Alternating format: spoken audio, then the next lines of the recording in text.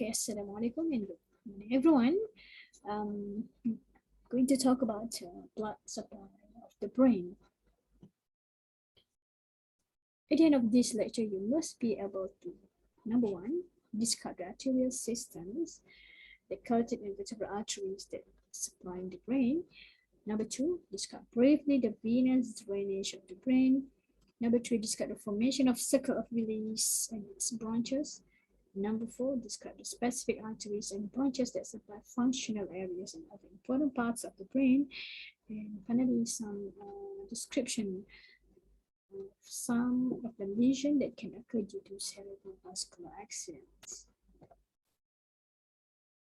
Okay, introduction. As introduction, our brain is supplied by two types of arteries: the internal carotid arteries and a set of vertebral arteries. Okay, the two internal carotid artery from both sides and two vertebral arteries from both sides too.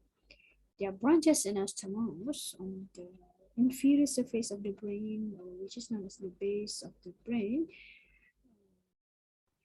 to form the structure called circle of Willis. Okay, common carotid artery from the anterior part of the neck and vertebral artery. It's located at the vertebral column posteriorly. Both of them are anastomos with each other at the base of the brain. It formed the structure called the circle of Willis. Okay, this is how the circle of Willis look like, the connection of anastomosis of the circle of Willis, which formed by the vertebral artery posteriorly and the internal carotid artery from the anterior part of the neck. Okay, what is the internal carotid artery? This is what we have to know. The internal carotid artery, it is a terminal branch of common carotid artery. So this is the brachiocephalic trunk. Give of common carotid artery, give a branch called common carotid artery, and the common carotid artery terminates by dividing into the internal carotid artery and the external carotid artery. The internal carotid artery begins at the bifurcation of the common carotid artery, obviously at the level of the upper body of the thyroid cartilage here, and usually at the beginning of the ICA, internal carotid artery, there is a localized dilatation, which is known as the carotid sinus. Okay, this is the carotid sinus, mark the beginning of the internal carotid artery, which is the one of the terminal branches of the common carotid artery. You must know that the ICA is at the level of the upper body of the thyroid cartilage. This is the thyroid cartilage, and it is at the upper body of the thyroid cartilage. Internal carotid artery can be divided into four parts. Okay, there are four parts of internal carotid artery.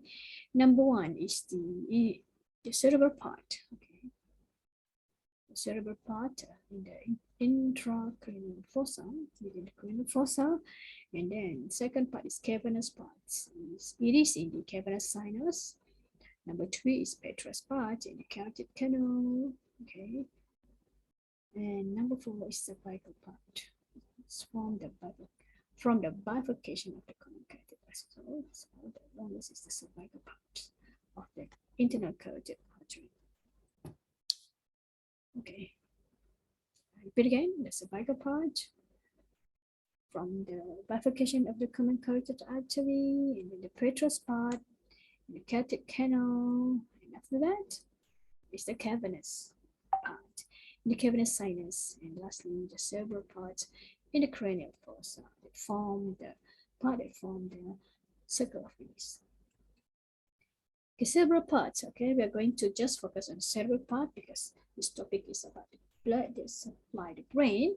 So I'm going to just talk about the cerebral part in details. Okay, cerebral parts lies at the base of the brain. Cerebral parts. Okay, this is cerebral parts.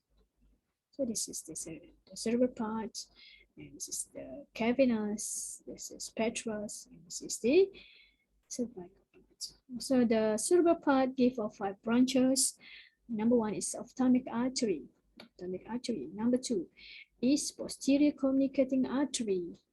Number 3, anterior cerebral artery. Number 4 is the middle cerebral artery. And number 5 is anterior choroidal artery. Arteries, there are many arteries.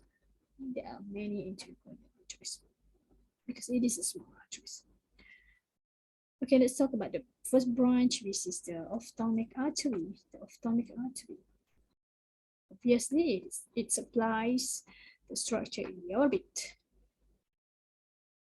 It supplies the eye and other orbital structures like muscles, the gland, and all the soft tissue surrounding the eye. Okay, second one is the posterior communicating artery. Posterior communicating artery. The posterior communicating artery, it's in this picture, this one, posterior communicating artery, run posteriorly above the oculomotor nerve, the third cranial nerve.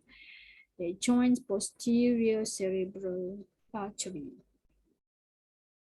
Okay, posterior cerebral artery. Okay, I'm going to talk more about posterior cerebral artery later.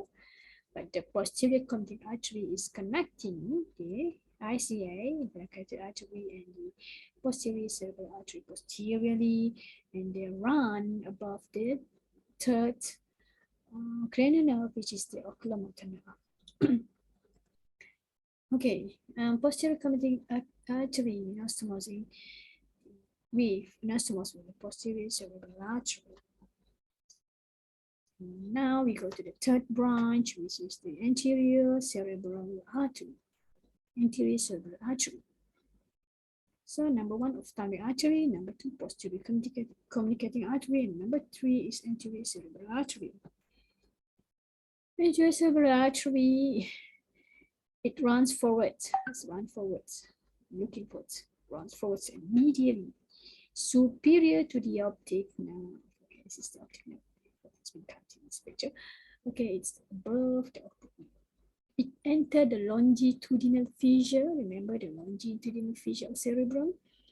In the fissure, the anterior communicating artery connects the right and the left ACA.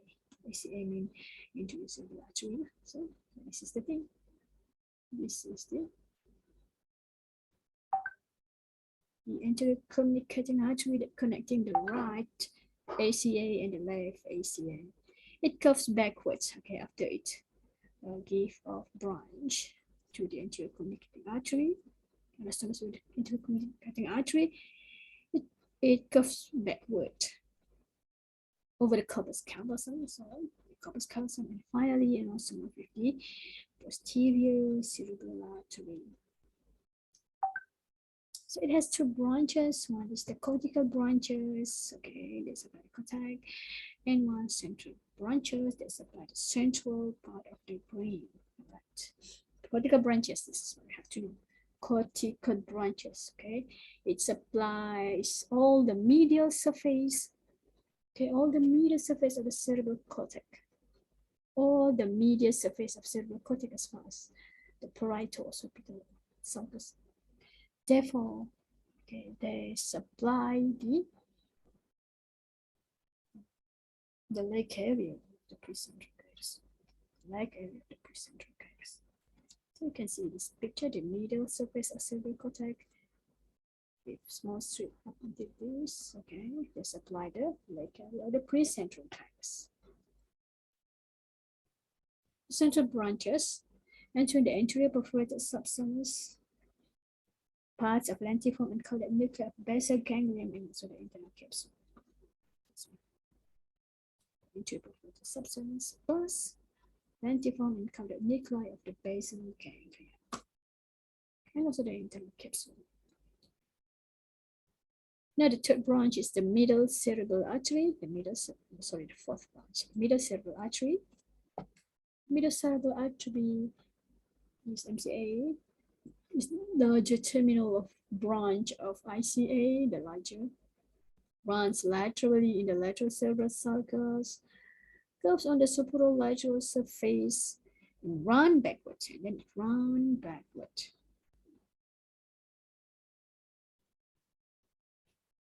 Let's run backward in depth of the posterior ramus of this lateral sulcus. It also has cortical and central branches. The cortical area of MCA is entire lateral surface of medial of hemisphere. Remember, the ACA is medial and the lateral surface is by the MCA, except the narrow strip supplied by the ACA. Okay, that include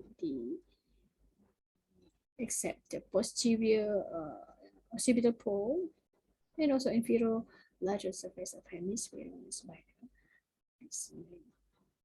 This MCA supply entire superolateral cortex include all motor area except like somatosensory or the somatosensory cortex, the broadcast area, the speech production, the primary auditory area, the Wernicke's areas. Okay, supranuclear callus.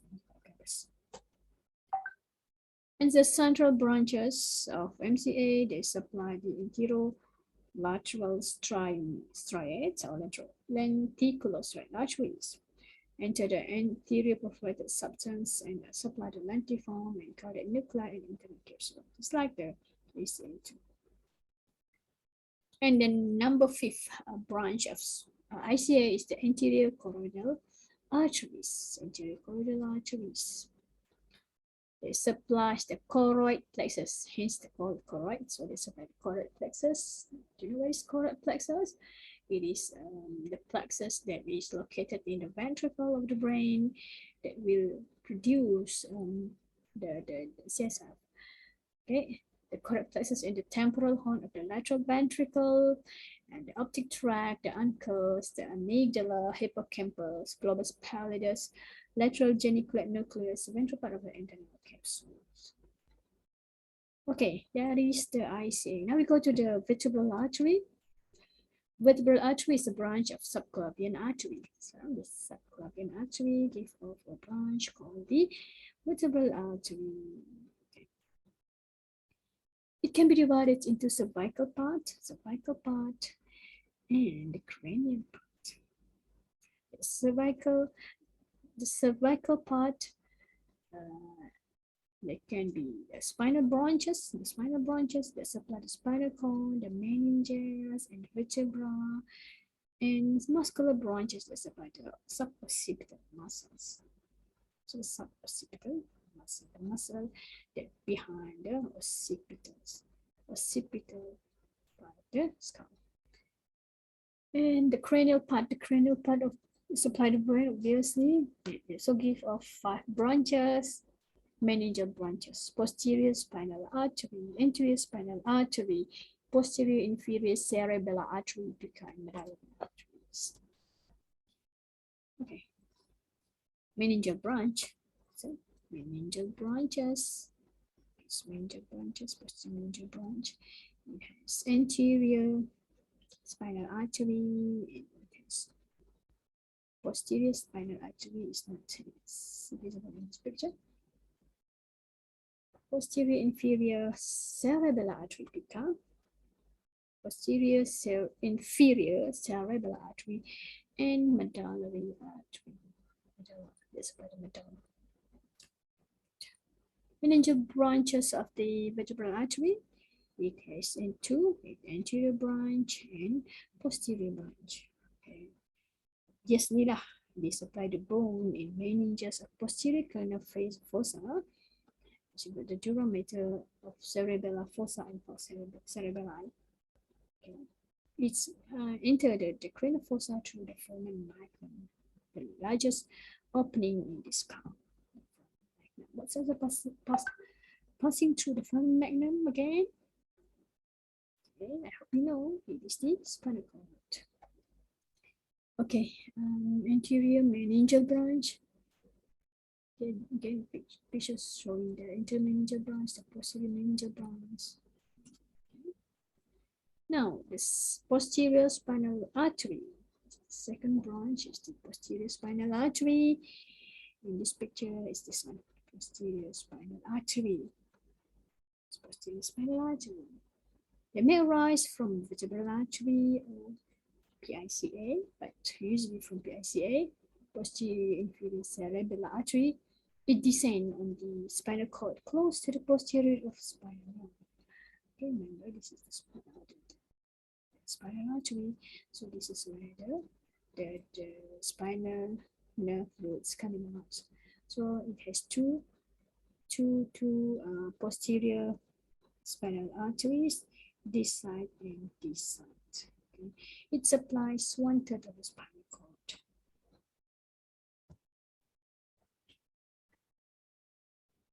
Right posterior spinal artery and left posterior spinal artery.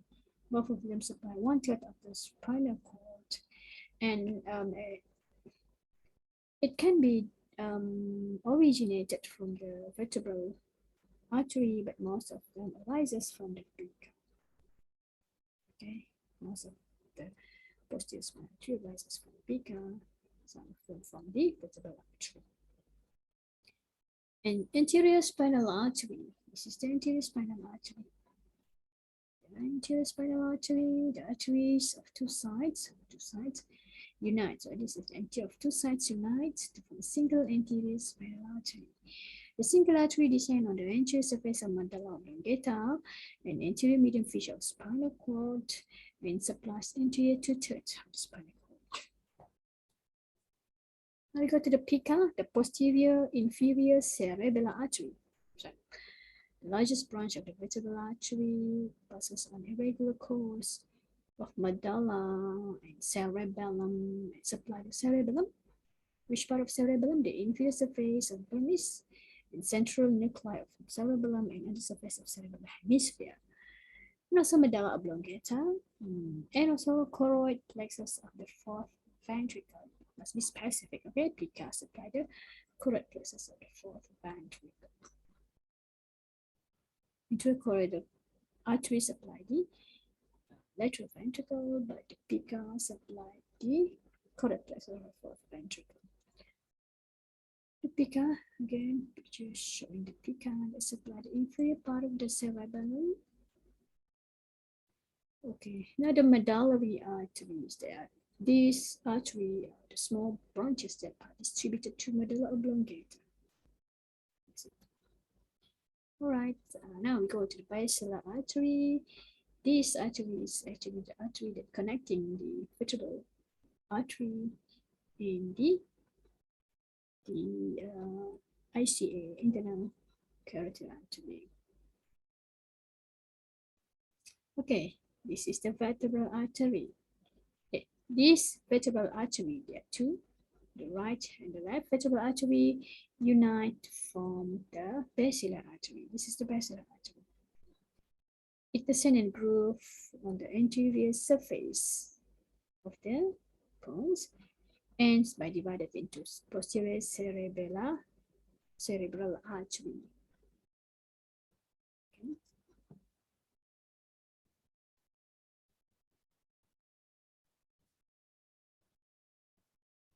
The basilar artery have 5 branches too. Okay, so I see 5 branches, vertebral artery 5 branches, basilar artery also 5 branches. Okay, this is the basilar artery. Number 1, the branch number 1 is the posterior cerebral artery.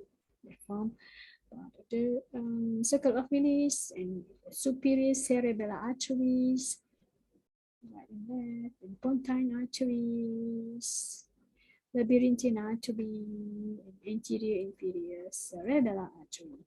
AICA. Labyrinthine, pontine, AICA, superior cerebellar artery, and posterior cerebellar artery.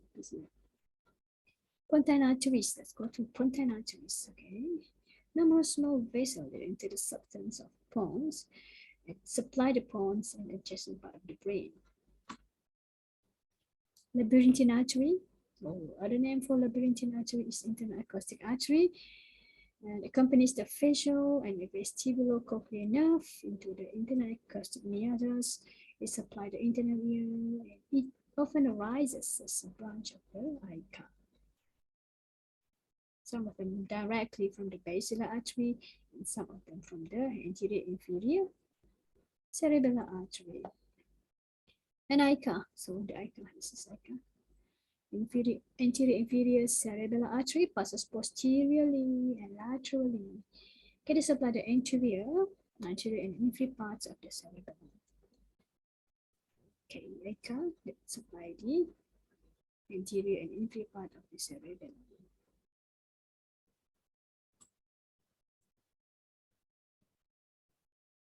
Sorry for this. I will arrange it later. Okay, basilar artery. Number four branch is the superior cerebellar artery. Superior cerebellar artery, this one, okay, rises close to the termination of the basilar artery.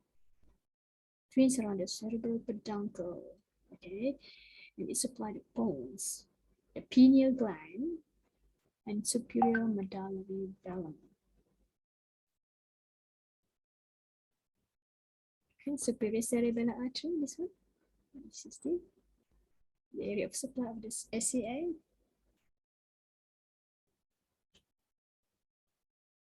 Superior medullary velum, the bones, and deeper in the pineal gland. And the posterior cerebral artery is the terminal branch of the basilar artery. So, posterior cerebral artery is joined to the posterior communicating artery branch of the ICA. It has cortical branches, central branches, and posterior choroidal branch. Cortical branch of PCA, posterior cerebral artery. In this picture is colored yellow, yeah. The inferolateral and medial surface of the temporal lobe, inferolateral and medial surface of the temporal lobe, and lateral and medial surface of occipital lobe. The PCA supply the visual contact. Right, the visual contact here. And the central branches of PCA, they supply parts of the thalamus and lenticular nucleus. So, okay, the midbrain, the pineal gland, the medial genicular proteins. Choroidal branch of PCA enters the inferior horn of the lateral ventricle. Okay, this is the inferior horn of the lateral ventricle. This supplies the complexes of the lateral ventricle and the third ventricle. Okay, now we go to the circle of Willis. Circle of Willis. Okay, this is the circle of Willis that lies in the interpeduncular fossa of the midbrain. It is formed by the anastomosis between branches of two internal carotid artery and two vertebral arteries. So, basilar artery. Okay, this is the cerebellar peduncle. Interpeduncular fossa located at. Okay, what are the components of the circle of Willis? Number one is anterior communicating artery that's connecting the right and the left ACA. And then it has the MCA, middle cerebral artery, and main ICA that give up all the branches of the ICA in the cerebral part. And it has posterior communicating artery and the posterior cerebral artery that connected by the posterior communicating artery and the ICA. Okay, this is how it looks at the base of the brain. Okay, this is the ICA, the MCA, the ACA, the anterior communicating artery, the posterior communicating artery, and this is the posterior cerebral artery. Circle of Willis allows blood that enters by either internal carotid or vertebral arteries to be distributed to any part of both cerebral hemisphere, and has cortical and central branches arise from the circle and supply the brain substance. The central branches of circle of Willis supplied based on its branches. It has anteromedial perforating branches, and the branches from circle of Willis. Anteromedial perforating branches supply the central branch of ACA. Posteromedial perforating branches, central branches of PCA, and telemotuberal branches, the branch of the posterior communicating artery. So there's the nose that is really important.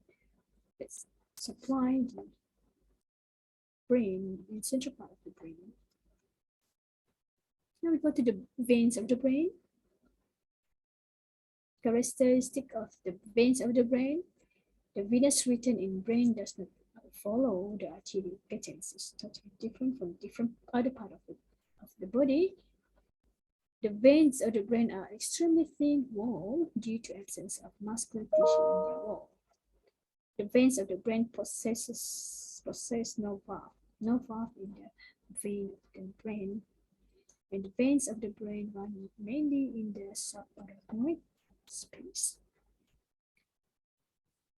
Veins of the brain can be divided into cerebral veins, cerebellar veins, and veins of the brain.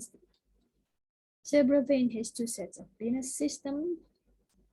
It has external and internal side of venous system. The external lie in the subarachnoid space on all surfaces of the hemisphere, while the internal, situated beneath the corpus callosum in the transverse fissure, drain the central core of the cerebrum.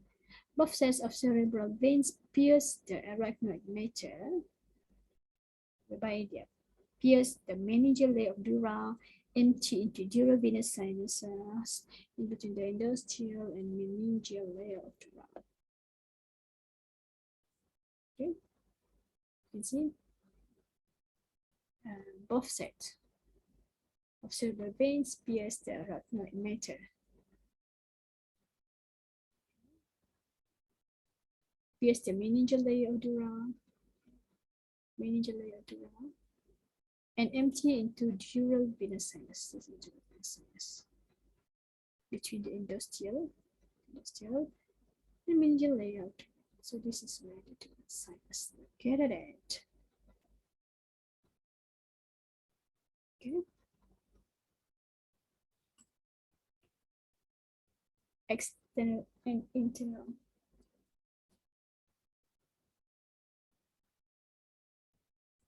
External cerebral veins, there are three: superior cerebral veins, superficial middle cerebral veins, and deep middle cerebral vein. Superior cerebral vein, superficial middle cerebral vein, and deep middle cerebral vein. Superior cerebral veins pass upward over the lateral surface of cerebral hemisphere, the superior sagittal sinus in the subarachnoid space. Superficial middle cerebral vein drains lateral surface of cerebral hemisphere and drain into the cavernous sinus, and deep middle cerebral vein drains in the insula and is joined by the interior cerebral and striate veins to form basal vein towards the stress sinus, the drain towards the stress sinus. Right. This is the first external system, the superior cerebral vein. Superior cerebral vein drain into this. These are all the superior cerebral vein drain into the superior sagittal sinus. Okay. And right transverse sinus, right sigmoid sinus, and eventually to the right internal jugular vein.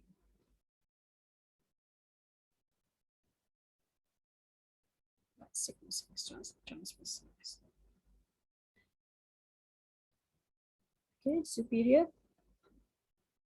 cerebral vein drain into superior sagittal sinus into the right transverse sinus, sigmoid sinus, and eventually to the internal tubular vein.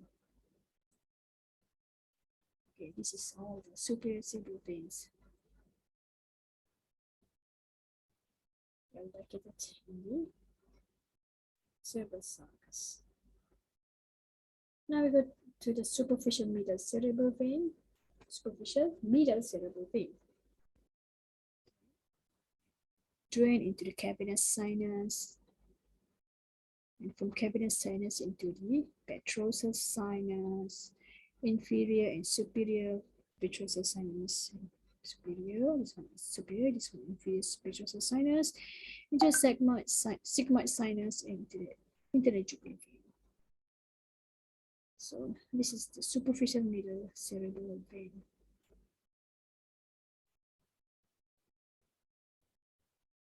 And deep middle cerebral vein. Deep middle cerebral vein. Okay, you can see here, deep middle cerebral vein is joined by the anterior cerebral vein. They drain into the vessel vein, into the straight sinus, sigmoid sinus, and eventually into the internal jugular vein. Okay. Anterior cerebral vein that join the deep middle cerebral vein, drain into the vessel vein, into the great cerebral vein, straight sinus, and transverse sinus, sigmoid sinus, and internal jugular vein. Then another picture showing the same thing.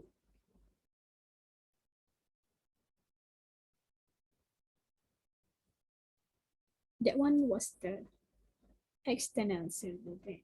Now this is the internal cerebral vein. There are two internal cerebral veins, one on each side. They are formed by the union of the thalamostriate vein and the choroid vein. So this is the internal cerebral veins. Both right and left veins run parallel each other in the choroida of the ventricle, unite together to form the great cerebral vein at the splenium of corpus callosum, and great cerebral vein empties into the straight sinus. Okay, again, superior thalamostriate vein join the superior choroid vein, they unite to form the internal cerebral vein. We have two sets of internal cerebral veins, the right and the left hemisphere. Both of them unite to form the great cerebral vein at the splenium of the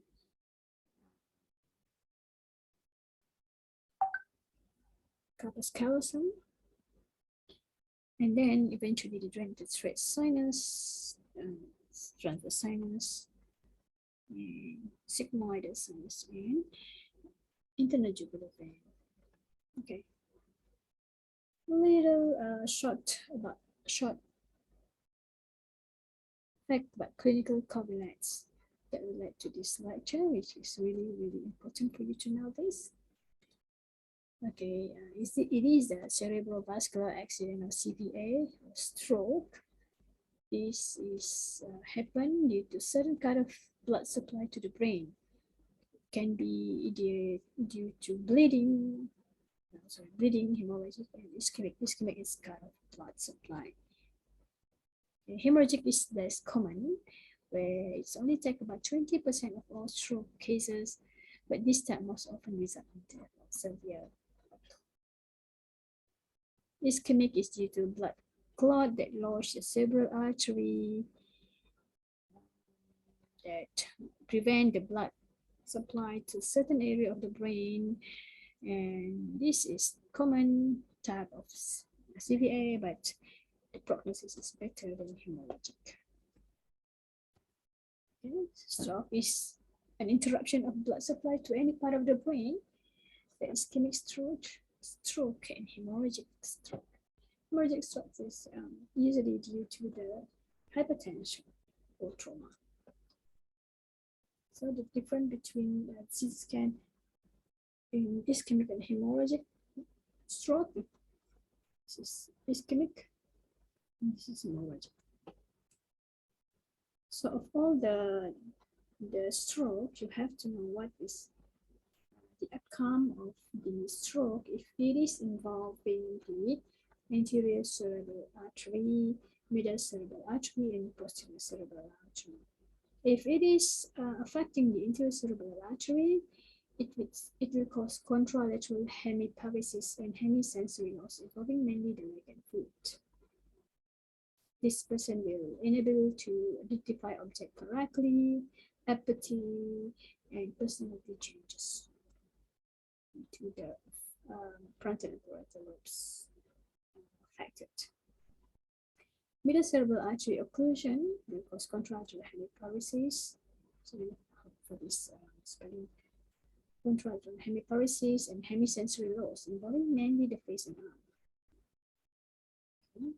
Aphasia if the left hemisphere is affected, rarely if the right hemisphere is affected, and it will also cause contralateral harmonious hemianopia. This damage to the optic radiation part of the visual tract.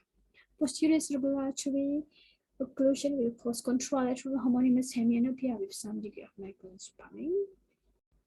Damage to the calcarine cortex macular spanning due to the occipital pole receiving collateral blood supply from the middle cerebral artery.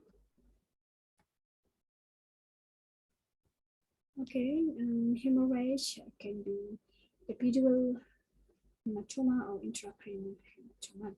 Epidural hematoma is outside the dural mater, while the subdural is below, so inside the dural mater. Subdural hematoma occurs when there is tearing of the bridging veins between the cerebral cortex and draining venous sinus, and intracranial hemorrhage is covering the brain tissue itself. This is one of the common conditions where the intracranial buries aneurysm. It is circular type of aneurysm, sac-like operation of the cerebral aneurysm. Common size of this aneurysm is the cut of release. If it is identified, it must be treated immediately, because if it is ruptured, it may cause stroke. The mortality of the patient with ruptured cerebral aneurysm is about 70 to 90%. Lateral medullary syndrome or Wallenberg syndrome is the phenomenon of where thrombosis of posterior inferior cerebellar artery characterized by the severe giddiness, dysphagia, anesthesia of one half of the body and the opposite half of the face. And Horner syndrome, involvement of the sympathetic pathway, medulla and cerebellar symptoms and signs. So the person might be having balancing problem. So I think that's all for today. I hope all of you understand what are the most important point in this lecture. Is you know what is the ICA, the vertebral artery, the basilar artery, all the branches, and the part of these arteries that anastomose to form the circle of release, and where is the anastomosis of circle of release is located at, and then the clinical notes. You have to know what is the effect if the MCA or ACA or PCA is affected in hemorrhage or ischemia. I wish you all the best. You may always email me if you have any question. Thank you for your attention.